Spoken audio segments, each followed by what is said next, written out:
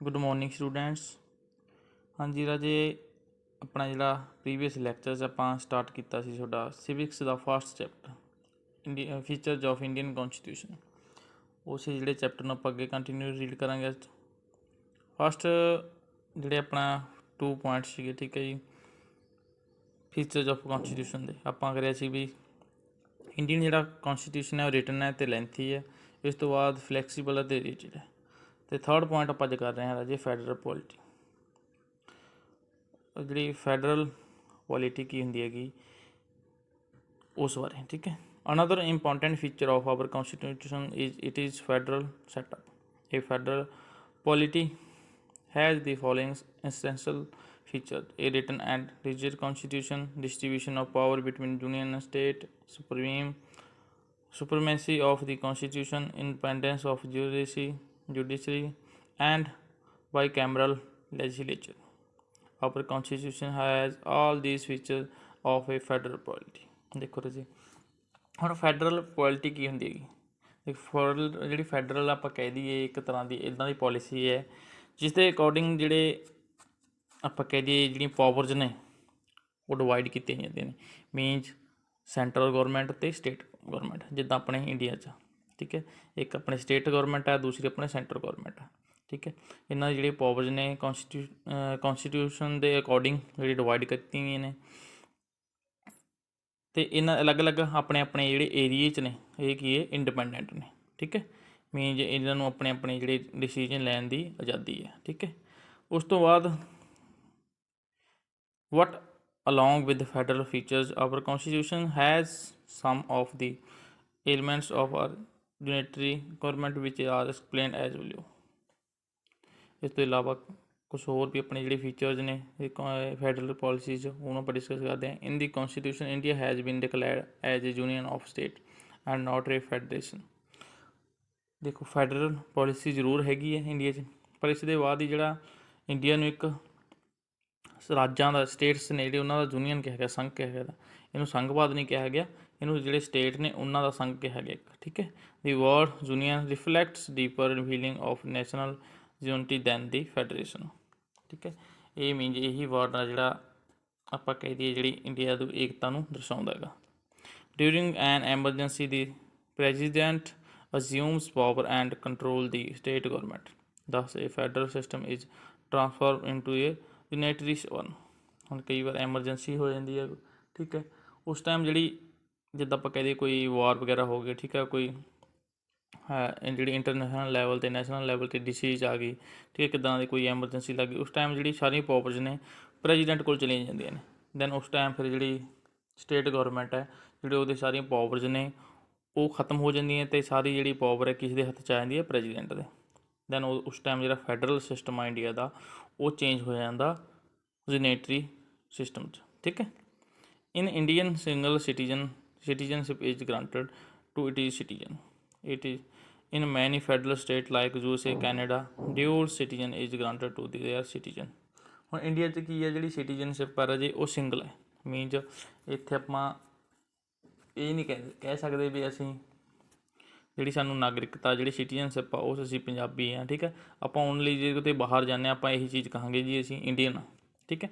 ਪਰ ਜਿਹੜੇ USA, Canada ਵਰਗੇ ਸਟੇਟਾਂ ਆਪਣੀਆਂ ਕੰਟਰੀ ਨੇ ਉੱਥੇ ਪਹਿਲਾਂ ਸਟੇਟ ਦੀ ਸਿਟੀਜ਼ਨਸ਼ਿਪ ਮਿਲਦੀ ਆ, ਉਸ ਤੋਂ ਬਾਅਦ ਕੰਟਰੀ ਦੀ, ਠੀਕ ਹੈ ਨਾ। ਇੱਦਾਂ ਕਰਕੇ ਮਤਲਬ ਕਿ ਉੱਥੇ ਡਿਊਲ ਜਿਹੜੀ ਸਿਟੀਜ਼ਨਸ਼ਿਪ ਆ। ਇੰਡੀਆ 'ਚ ਸਿਰਫ ਆਪਣੇ ਇਕੱਲੇ ਇੰਡੀਅਨ ਸਿਟੀਜ਼ਨ ਆ, ਸਟੇਟ ਲੈਵਲ 'ਤੇ ਕੋਈ ਸਿਟੀਜ਼ਨਸ਼ਿਪ ਨਹੀਂ ਦਿੱਤੀ ਜਾਂਦੀ ਕਿਸੇ ਨੂੰ।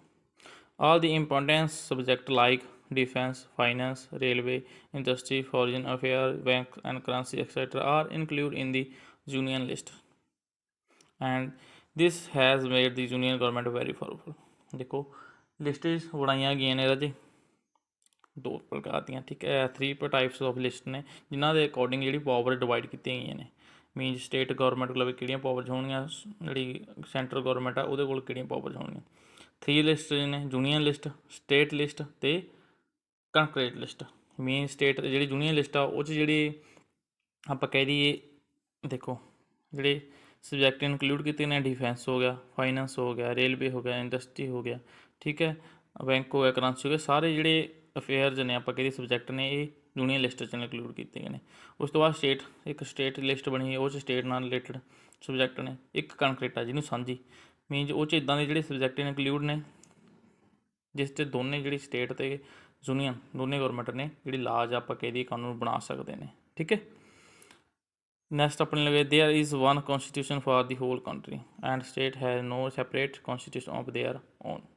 ਹੁਣ ਇੱਥੇ ਕੀ ਹੈਗਾ, ਹਰੇਕ ਆਪਾਂ ਕਹਿ ਦਈਏ ਪੂਰੀ ਕੰਟਰੀ ਲਈ ਇੱਕੋ ਤਰ੍ਹਾਂ ਦਾ ਜਿਹੜਾ ਕੌਨਸਟੀਟਿਊਸ਼ਨ ਹੈ। ਠੀਕ ਹੈ। ਕਿਸੇ ਸਟੇਟ ਲਈ ਅਲੱਗ ਤਰ੍ਹਾਂ ਦਾ ਕੋਈ ਕੌਨਸਟੀਟਿਊਸ਼ਨ ਨਹੀਂ ਹੈਗਾ ਇੰਡੀਆ 'ਚ। ਠੀਕ ਹੈ ਰਾਜੇ। ਨੈਕਸਟ ਹੈ ਰਾਜੇ ਦੀ government of state R ਅਪੁਆਇੰਟਡ by the president and ਦੇ remain in the office at his pleasure. ਹੁਣ ਜਿਹੜਾ ਗਵਰਨਰ ਹੈ ਸਟੇਟ ਦਾ, ਠੀਕ ਹੈ ਜੀ, ਪ੍ਰੈਜ਼ੀਡੈਂਟ ਉਹਨੂੰ ਇਲੈਕਟ ਕਰਦਾ। ਇਹ ਫੈਡਰਲ ਸਿਸਟਮ ਦੀ ਗੱਲ ਕਰ ਰਹੇ ਹਾਂ ਰਾਜੇ ਆਪਾਂ ਇੰਡੀਆ ਦੀ। ਠੀਕ ਹੈ। ਵੀ ਜਿਹੜੇ ਇੰਡੀਆ 'ਚ ਫੀਚਰਸ ਨੇ, ਸਟੇਟ ਦਾ ਗਵਰਨਰ ਨੂੰ ਅਪੁਆਇੰਟ ਕਰਦਾ ਹੈ ਪ੍ਰੈਜ਼ੀਡੈਂਟ, ਅਤੇ ਉਹਦੀ ਉਹ ਖੁਸ਼ੀ ਤੱਕ ਕੀ ਆ ਆਪਣੀ ਜਿਹੜੀ ਪੋਸਟ 'ਤੇ ਰਹਿ ਸਕਦਾ। State ਲਾਰਜਲੀ depend upon the union government for it is financial assistance. ਠੀਕ ਹੈ। ਮੀਨਜ਼ ਜਿਹੜੇ ਆਪਾਂ ਕਹਿ ਦਈਏ ਗਰਾਂਟ ਵਗੈਰਾ ਆਉਂਦੀਆਂ ਨੇਗੀਆਂ, ਜਿਹੜੀ ਸਟੇਟ ਗੌਰਮੈਂਟ ਹੈ ਉਹ ਡਿਪੈਂਡ ਕਰਦੀ ਹੈ ਟੋਟਲੀ ਕਿਹਦੇ 'ਤੇ, ਸੈਂਟਰਲ ਗੌਰਮੈਂਟ 'ਤੇ। High court in India has the power of judicial review. Under this power, the Supreme Court or a High Court can declare a law passed by the Parliament or state legislature. An executive order issued either by the President or the Governor null and void if it violate the Constitution. The above fact obviously prove the although the Indian Constitution is federal in form, but it is unitary in separate। ਦੇਖੋ ਜੀ, ਆਪਾਂ ਕਹਿੰਦੇ ਵਿਵਹਾਰ 'ਚ ਜਿੱਦਾਂ ਵਰਤਾਓ ਹੁੰਦਾ ਉਹ 'ਚ ਤਾਂ ਜਿਹੜਾ ਆਪਣਾ ਇੰਡੀਅਨ ਕੌਨਸਟੀਟਿਊਸ਼ਨ ਹੈ, ਠੀਕ ਹੈ, ਉਹ ਫੈਡਰਲ ਹੈ। ਬਟ ਜੇ ਆਪਾਂ ਕਰੀਏ ਗੱਲ ਡੀਪਲੀ, ਠੀਕ ਹੈ, ਮੀਨਜ਼ ਆਪਾਂ ਕਹੀਏ ਆਤਮਾ ਤੋਂ ਸਰੀਰ ਪੱਖੋਂ ਕਹਿੰਦੇ ਫੈਡਰਲ ਹੈ, ਅਤੇ ਆਤਮਾ ਪੱਖੋਂ ਪਰ ਕੀ ਹੈਗਾ, ਯੂਨਿਟਰੀ, ਇੱਕ ਹੈ। ਨੈਕਸਟ ਆਪਣੇ independent judiciary for the success of federal polity, it is essential ensures and protect the right of the citizen and state. For this an independent judiciary is essential। ਦੇਖੋ ਜਿਹੜੀ ਸਕਸੈਸਫੁਲ ਲਈ ਜਿਹੜੀ federal policy ਹੈ ਰਾਜੇ, ਉਹਦੀ successful ਲਈ ਕੀ ਹੈਗਾ, ਜਿਹੜੀ ਜ਼ਰੂਰੀ ਹੁੰਦਾ ਗਾ ਜਿਹੜੀ ਜੁਡੀਸ਼ਰੀ ਹੈ, ਜਿਹੜੀ ਨਿਆਂਪਾਲਿਕਾ, ਉਹਦਾ ਇੰਡੀਪੈਂਡੈਂਟ ਹੋਣਾ, ਮੀਨਜ਼ ਸੁਤੰਤਰ ਹੋਣਾ। And independent judiciary is that which deliver it is decision without greed, coercion, pressures or influences and in accordance with law of land। ਦੇਖੋ ਜਿਹੜੀ ਇਸ ਲਈ ਜ਼ਰੂਰੀ ਹੈ ਕਿ ਜਿਹੜੀ ਜੁਡੀਸ਼ਰੀ ਹੈ ਉਹ ਬਿਨਾਂ ਕਿਸੇ ਲਾਲਚ ਦੇ, ਠੀਕ ਹੈ, ਬਿਨਾਂ ਕਿਸੇ ਦਬਾਅ ਦੇ, ਪ੍ਰੈਸ਼ਰ ਦੇ, ਬਿਨਾਂ ਕਿਸੇ ਪ੍ਰਭਾਵ ਦੇ ਜਿਹੜੇ ਡਿਸੀਜਨ ਲਵੇ, ਕਿਹਦੇ ਅਕੋਰਡਿੰਗ, ਲਾਅ ਦੇ according. The independent judiciary always takes its decision importantly either concerning dispute between citizen and state or between the central and state.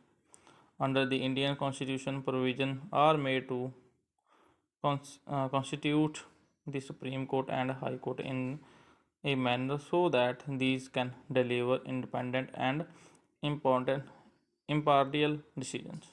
ठीक है जी। ਕੀ ਹੈਗਾ ਵੀ ਜਿਹੜੀ ਇੰਡੀਪੈਂਡੈਂਟ ਜੁਡੀਸ਼ਰੀ ਹੈ ਉਹ ਜਿਹੜੇ ਡਿਸੀਜਨ ਨੇ ਉਹ ਕਾਫੀ ਜ਼ਿਆਦਾ ਆਪਾਂ ਕਹਿ ਦਈਏ ਇੰਪੋਰਟੈਂਸ ਜਿਹੜੀ ਰੱਖਦੇ ਨੇਗੇ। ਠੀਕ ਹੈ। ਇਸ ਤੋਂ ਬਾਅਦ ਜਿੱਦਾਂ ਆਪਾਂ ਕਹਿ ਦਈਏ ਸਿਟੀਜ਼ਨ 'ਚ ਜਿਹੜੇ ਝਗੜੇ ਹੁੰਦੇ ਨੇ ਜਾਂ ਸਟੇਟ 'ਚ ਝਗੜੇ ਹੁੰਦੇ ਨੇ, ਸਟੇਟਸ ਦੇ ਆਪਦੇ ਜਾਂ ਸੈਂਟਰ ਦਾ ਸਟੇਟ ਦੇ, ਠੀਕ ਹੈ, ਉਹ ਸਾਰੇ ਕਿੱਥੇ ਨਿਬੇੜੇ ਜਾਂਦੇ ਨੇ, ਆਪਾਂ ਕਹਿੰਦੇ ਹਾਈ ਕੋਰਟ, ਸੁਪਰੀਮ ਕੋਰਟ 'ਚ।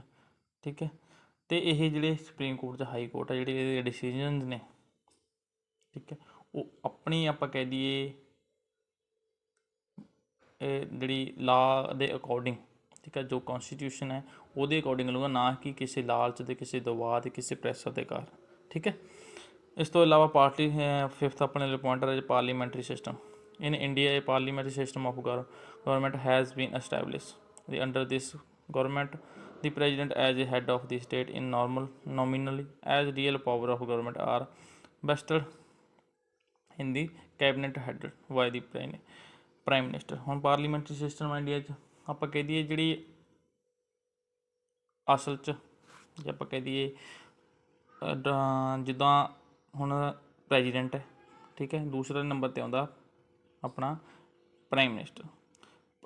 ਕੌਨਸਟੀਟਿਊਸ਼ਨ ਦੇ ਅਕੋਰਡਿੰਗ ਜਿਹੜੀਆਂ ਪਾਵਰਸ ਨੇ ਉਹ ਪ੍ਰੋਵਾਈਡ ਕੀਤੀਆਂ ਨੇ ਪ੍ਰੈਜ਼ੀਡੈਂਟ, ਬਟ ਰੀਅਲ 'ਚ ਜਿਹੜੀਆਂ ਯੂਜ਼ਿਸ ਕਰਦਾ ਪਾਵਰ ਦੀ, ਠੀਕ ਹੈ, ਜਿਹੜੀ ਯੂਜ਼ਿਸ ਹੁੰਦੀ ਹੈ ਪਾਵਰ ਦੀ, ਉਹ ਕਰਦਾ ਹੈਗਾ ਪ੍ਰਾਈਮ ਮਿਨਿਸਟਰ ਅਤੇ ਉਹਦੀ ਕੈਬਨਿਟ।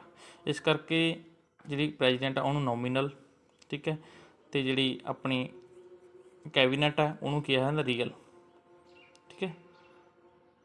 ਇਸ ਤੋਂ ਬਾਅਦ the cabinet is responsible to the lower house Lok Sabha of the parliament for it is policy and decision. Thus the government is responsible indirectly or to the people of India. ਇੱਦਾਂ ਕੀ ਹੈ, ਜਿਹੜੀ parliament cabinet ਆ ਉਹ ਲੋਕ ਸਭਾ ਦੇ ਪ੍ਰਤੀ ਆਪਾਂ ਕਹੀਏ ਜਵਾਬਦੇਹ ਹੁੰਦੀ ਹੈ ਆਪਣੀ ਡਿਸੀਜ਼ਨ ਲਈ, ਆਪਣੀ ਪੋਲਿਸੀ ਲਈ। ਇਹ ਇਨਡਾਇਰੈਕਟਲੀ ਮੀਨਸ ਕਹਿ ਦਈਏ ਆਪਾਂ ਲੋਕਾਂ ਦੇ ਥਰੂ, ਠੀਕ ਹੈ, ਲੋਕਾਂ ਦੇ ਆਪਾਂ ਕਹਿ ਦਈਏ ਪ੍ਰਤੀ ਕੀ ਹੈ ਜਵਾਬਦੇਹ ਆ। Thus parliamentary form of government is adopted on the pattern of England. The parliamentary government has also been adopted by Japan, Canada, Australia, Bangladesh, etc. ਠੀਕ ਹੈ ਜੀ। ਮੇਨ ਜਿਹੜੀ ਆਪਣਾ ਇਹ ਸਿਸਟਮ ਆ ਪਾਰਲੀਮੈਂਟਰੀ ਸਿਸਟਮ ਆ ਕਿੱਥੋਂ ਲਿਆ ਗਿਆ, ਇੰਗਲੈਂਡ ਤੋਂ। ਅਤੇ ਇਹਨਾਂ ਨਾਲ ਹੀ ਜਿੱਦਾਂ ਜਾਪਾਨ, ਕੈਨੇਡਾ, ਆਸਟ੍ਰੇਲੀਆ, ਜਿਹੜੀ ਬੰਗਲਾਦੇਸ਼ ਵਗੈਰਾ ਉੱਥੇ ਵੀ ਜਿਹੜਾ ਇਹੀ ਸਿਸਟਮ ਚੱਲਦਾ, ਠੀਕ ਹੈ। ਇਹ ਅੱਜ 5th ਪੁਆਇੰਟ ਤੱਕ ਰਾਜੇ ਦੇ ਫੀਚਰਸ ਕਰੇ ਨੇ। ਨੈਕਸਟ ਆਪਾਂ ਲੈਕਚਰ 'ਚ ਅੱਗੇ ਇਹਨੂੰ ਕੰਟੀਨਿਊ ਰੱਖਾਂਗੇ, ਠੀਕ ਹੈ। ਜਿੰਨੇ ਅੱਜ ਕਰਵਾਏ ਨੇ ਇਹਨੂੰ ਧਿਆਨ ਨਾਲ ਸਮਝਿਓ।